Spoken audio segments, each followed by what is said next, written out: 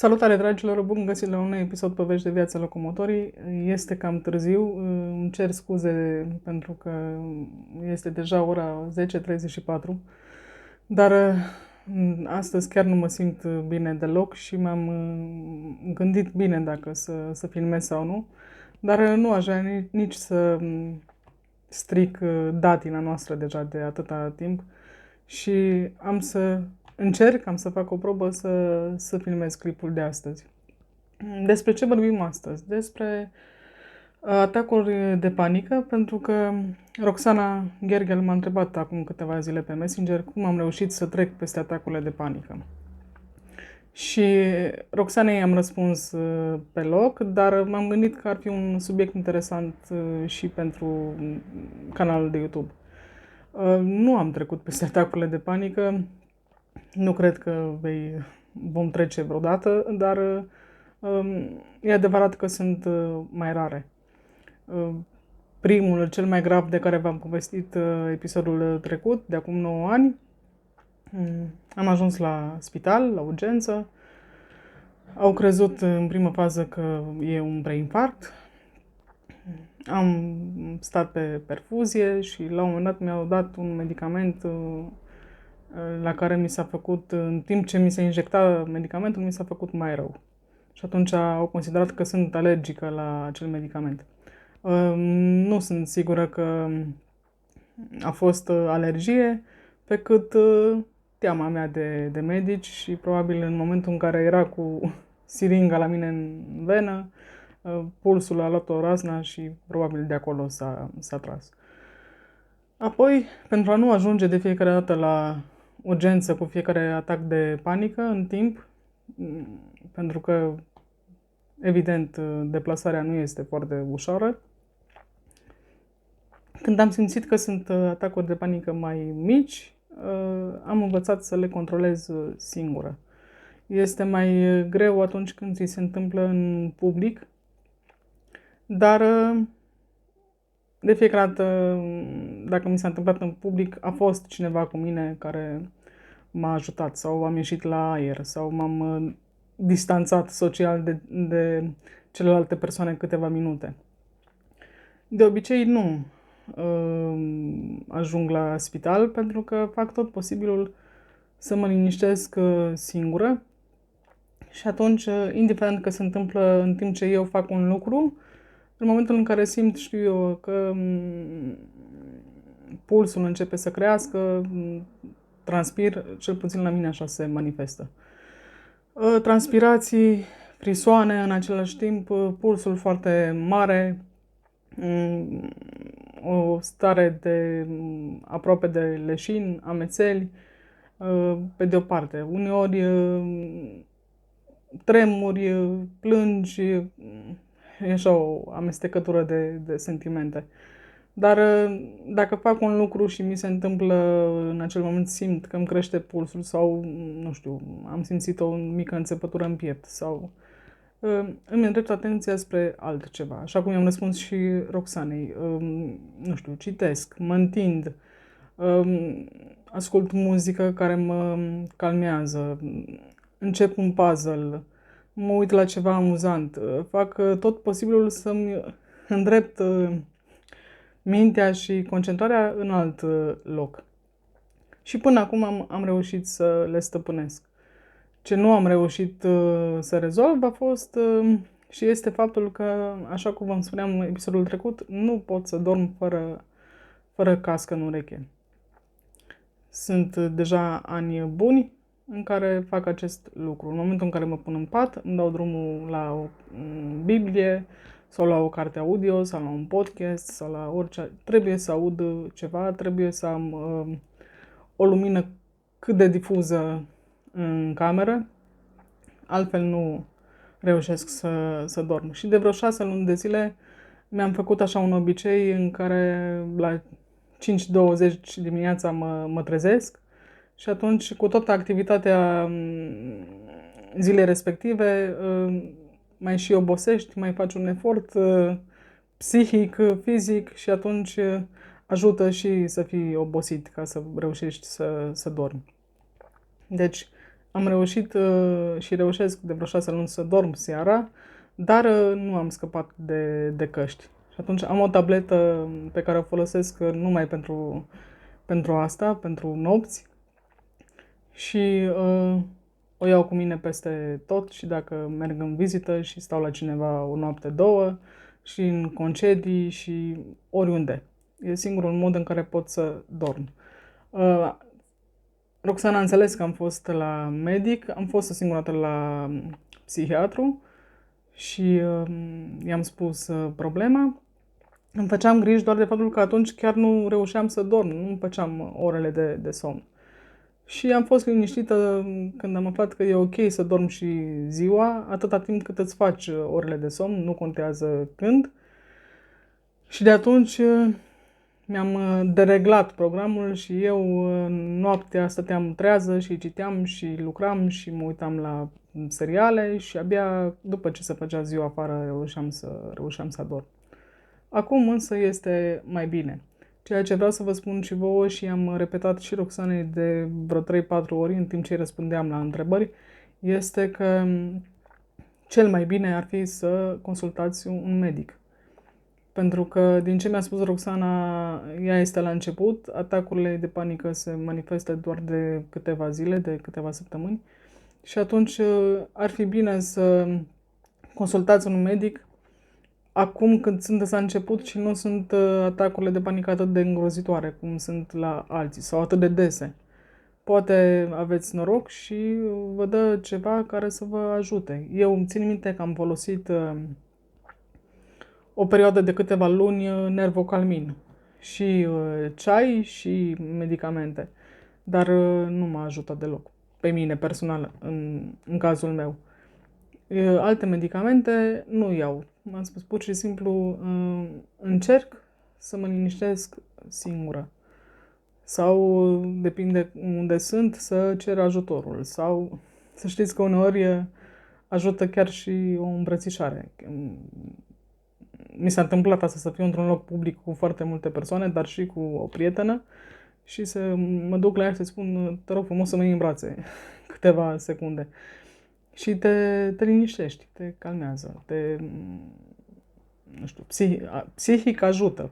Poate și faptul că în momentul în care ești în plin atac de panică, cei care ați avut până acum și totuși și cei care nu cunoașteți simptomele unui atac de panică, pe scurt și ca o concluzie, efectiv simți că în următoarele câteva secunde vei muri. Și atunci dacă chiar și faptul că încerci să cauți alinare în brațele cuiva drag sau soțului, surorii, iubitului, iubitei, mamei, ajută. Ca și cum îți spui psihic, dacă acum mor, măcar mor îmbrățișat și de cineva drag. Sper că înțelegeți ce vreau să spun. Dar ajută și calmează pulsul și cât de cât te liniștești.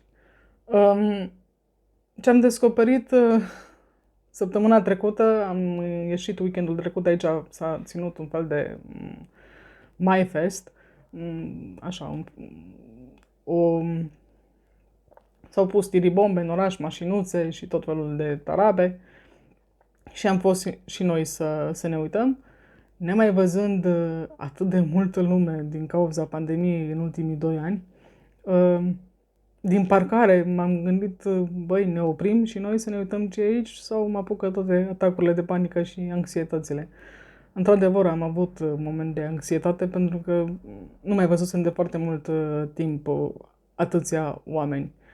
Și asta m-a făcut să înțeleg că, într-adevăr, când ies afară, pe ușă și nu sunt în casa și în apartamentul și în camera mea și în biroul meu și unde mă simt eu bine, într-adevăr, anxietatea este îngrozitoare. Am stat 5 minute la o masă, acolo la fest, și până nu a venit jumătatea mea cu care eram s-a dus să cumpere ceva, fiind și în scaun cu rotile, nu știu cum să vă explic, deci stând în scaun cu rotile și în jurul meu fiind atât de mulți oameni în picioare și roind în jurul meu și așa, dintr-o dată m-au apucat transpirațiile și mă uitam doar la jumătatea mea să văd dacă mai are mult și ea deja a văzut, deși stătea la coadă, mi-a făcut semn imediat vin. A văzut și ea că cred că m-am albit dintr-o dată. Deci, da, mi-e greu să fiu într-un loc singură unde sunt foarte mulți oameni în jurul meu. Se pare că anxietatea ori trebuie să mă învăț iarăși cu agitația și cu lume multă, ori este un semnal de alarmă că poate cine știe, se îndreaptă spre o altă direcție în partea mea cu anxietățile. Dar, per total, a fost frumos și asta nu trebuie să mă împiedice nici pe mine și nici pe voi să ieșiți din casă și să socializați și să vă plimbați și indiferent câtă lume este în jur. Probabil se adună toate în psihic și cu tot ce se întâmplă în lume și cu faptul că am ajuns să nu ne mai cunoaștem noi ca oameni, să nu știm dacă omul de lângă noi e un om bun, e un om rău, ce gândește, ce... Cred că am ajuns să ne facem așa un pic filme singuri în cap și la final este normal, pentru că într-adevăr am ajuns, cred că, să ne temem unii de alții. Dar cine știe, poate pe viitor se vor calma lucrurile dacă tot a dispărut COVID-ul pentru un moment, pentru că lumea este ocupată acum cu războiul. Se termină războiul, posibil să apară din nou COVID-ul, dar după vacanța de vară, pentru că de obicei pe timp sezonier COVID-ul dispărea și înainte, cu siguranță nici vara aceasta nu își va face apariția. Și probabil în septembrie-octombrie au de gând să descopere un nou val, o nouă formulă de COVID, noi vaccini și așa mai departe. Dar mergem înainte, trecem prin viață, pentru că ce e cel mai trist din toate aceste lucruri este faptul că oricum noi personal nu putem face nimic să le oprim. Așa e cu atacurile de panică. Mereu încerc să îmi îndrept atenția spre altceva. Și dacă citesc o carte, de obicei când citesc o carte mă implic total și încerc să-mi imaginez personajele așa cum vreau eu, ele arată așa cum vreau eu, nu cum le descrie autorul. Încerc să intru cu totul în poveste și să mă deconectez de la ce mi se întâmplă mie. Asta o fac și nu doar în momentele când am atacuri de panică, și în momentele în care am dureri foarte mari. Și atunci, ca să-mi iau gândul de la ale mele, ori citesc, ori mă uit la un serial, la un film și încerc să fiu cât mai conectată acolo. Mă liniștesc foarte mult și aici poate o să râdeți, indiferent în ce lună suntem, mă liniștesc foarte mult filmele de Crăciun. Sunt așa o nebună după Crăciun. Atât de nebună încât dacă întorc camera aici o să vedeți că am propriul meu colț de Crăciun pe care îl țin tot anul. Am făcut asta doar de anul acesta. Mi-am creat așa un mic colț de Crăciun care să îmi țină de urât până în decembrie. Deci mă liniștesc foarte mult filmele de Crăciun și o comedie sau un podcast interesant, o emisiune interesantă, orice care să mă facă să mă deconectez de la ce mi se întâmplă mie. Doamne ajută, nu am mai avut un atac de panică atât de grav încât să ajung la spital de atunci. De obicei, cel mai mult ajung la spital cu dureri de stomac. Am o problemă la stomac pe care încă n-am descoperit-o, dar uneori durerile sunt atât de puternice încât singurul mod în care reușesc să mi le calmez sunt la urgență. Deși nu îmi face mare lucru o perfuzie cu ceva calmant. Dar evit asta și am învățat să-mi calmez singur atacurile de panică și din teama de a nu ajunge la urgență sau la medic sau la... Pentru că frica este acolo și de medici și, așa cum vă spuneam, nu știu dacă voi scăpa vreodată de asta. Mi-e rușine pentru că am o vârstă și pentru că mental nu sunt un copil și sunt conștientă că nu mi se poate întâmpla nimic grav și că acei oameni sunt acolo să mă ajute, dar e ușor de zis. Când ajung în incinta spitalului sau medicului de familie sau orice altceva, atunci pulsul meu nu mai ține cont de nimic și este o teamă îngrozitoare. Dar din acest motiv fac tot posibilul să ajung cât mai rar la medic. Roxana, sper din tot sufletul să cauți ajutor și să primești poate un tratament care să te ajute. Ești la început și poate ai o șansă să le poți stopa de acum și să nu te duci ani întregi cu asta. Mai ales că mi-ai spus că ți se întâmplă și ție doar seara și că ți-e groază să vină seara. Știu, la un moment dat și mie mi-era groază de faptul că vine seara, până mi-am schimbat total programul și atunci seara toată casa dormea și eu mă uitam la seriale sau citeam sau făceam un puzzle sau... Și puzzle-urile mă liniștesc foarte mult când vine vorba de atacul de panică. Pentru că te concentrezi pe piese, le cauți, în timp ce faci puzzle asculți o carte sau un podcast și reușești să te liniștești. Respiri și încerci să-ți calmezi pulsul singură. Se pare că, din păcate, și aceste atacuri de panică au legătură așa între persoanele cu handicap. Sunt multe simptome, dacă le pot spune așa, pe care se pare că le avem noi cei cu dizabilități.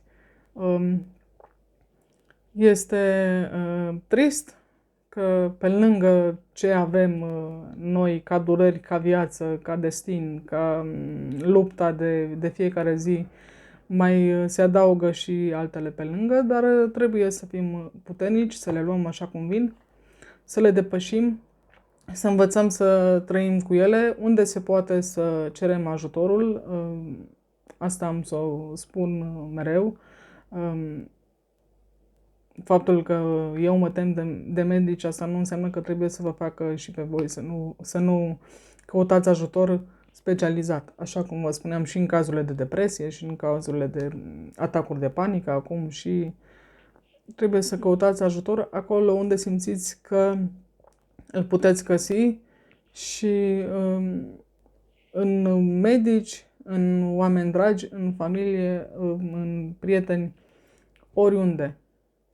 Dacă există cineva în viața voastră care vă poate ajuta, să nu încetați niciodată să nu vă fie rușine, să spuneți, da, astăzi am nevoie de tine sau ce știu eu. Pentru că dacă stai singur și totuși este ceva mai grav, e păcat să nu primim ajutor la timp, indiferent în ce domeniu.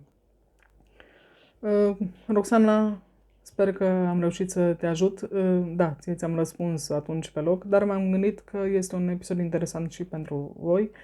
Sunt curioasă dacă și voi, ceilalți care mă urmăriți, aveți parte de atacuri de panică și dacă da, aș fi foarte curioasă să știu voi cum le depășiți. Pentru că poate veniți cu ceva nou și atunci mă ajutați și pe mine și pe ceilalți care vor urmări clipul și vor citi comentariile și vor încerca să facă și ce recomandați voi. Cam acesta a fost episodul de astăzi. Îmi pare rău că nu m-am simțit bine și că am întârziat, dar sper ca săptămâna viitoare să fie totul puțin mai bine. Până atunci, ce să vă zic, decât să aveți grijă de voi, să aveți un weekend frumos și noi ne vedem data viitoare. Pe curând!